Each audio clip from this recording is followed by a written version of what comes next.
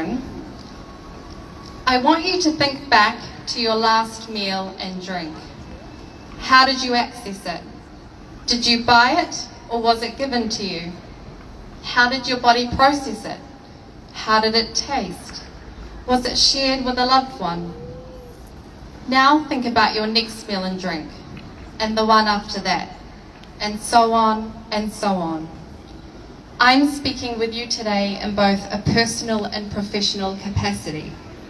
Personal in that I am human and consciously driven, like everyone, to find my next meal to survive.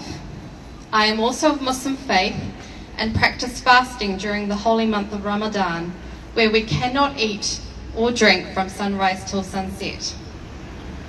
I struggled with this growing up in New Zealand as a kid, but my Arab parents would often say, "Think about the starving people around the world," and I would immediately be humbled into gratitude. But Ramadan is easy. With almost 100% certainty, I can break my fast every night with a meal that rivals Christmas dinner. I also speak with you in a professional capacity. I work as a hospital dietitian where my main purpose is to prevent or reverse disease-related malnutrition. Every day I create feeding plans to nourish those who suffer, patients with cancer, those who cannot swallow safely, those who have big burns or wounds that need to heal, or those who have had surgery on their gut and cannot digest properly. I troubleshoot with my patients to give them food by their mouths, or by tubes in their gut, or by lines in their blood. I fight, and my patients fight to keep their bodies nourished with all the resources we need. Calories for energy, protein for strength, fluid for hydration, vitamins and minerals, all the basic blocks of human function.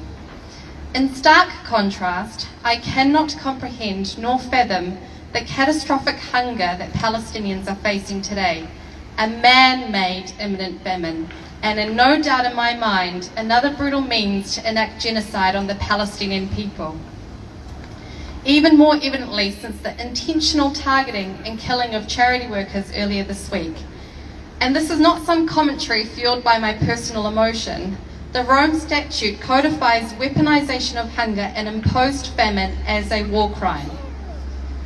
I watch news reports and videos and read online articles accounting the tragedies of what I thought was reserved only for history from decades and centuries past. Like the image of a young Palestinian boy scraping flour off the sodden ground, or the Palestinian family and a donkey eating animal food from the same pallet, or the last-ditch effort of airdrops of humanitarian aid and the Palestinians who drowned to retrieve them, as hundreds of aid trucks wait idly at closed gates to enter the Gaza Strip. I read an Oxfam report that since January, northern Gazans have been forced to survive on an average of 245 calories per day. To conceptualize this for you, this roughly equates to just 2 pieces of bread. To date, 27 people have officially died from starvation in Gaza, 23 of them children. A very cruel and slow death. These sound like small numbers, but this is on track to being the world's worst hunger crisis, according to the World Food Programme. Without essential nutrients, the body relies on vital fat and muscle stores for energy to keep the brain and heart going. When this is prolonged, your body weakens and becomes more prone to infection. In infants, and especially those under the age of 2, starvation can limit the brain's development, leaving lasting effects on their future health. And in children, starvation will impact their growth, leading to wasting and stunting. You know, at uni, we learned about something called refeeding syndrome. This was first described in prisoners liberated from concentration camps at the end of World War II. These prisoners were starved for a long period of time, and even though they were well fed after liberation, up to 20% died thereafter. I won't get into the specifics, but when you introduce nutrition into a starved body, you have to do it slowly and carefully so not to overwhelm it. So even if food miraculously floods the Gaza Strip, This is not a quick fix. And the logic of a humanitarian pause is insanity to me. You will nourish them just to murder them. I often think there is no coincidence that food forms the basis of common sayings in society, like living below the breadline, or putting bread on the table, or being the main breadwinner, because it is the most fundamental aspect of being human. It defines our standard of living and signifies the difference between dying, surviving, and thriving. So what do we need? We need all crossings open to allow food and aid in.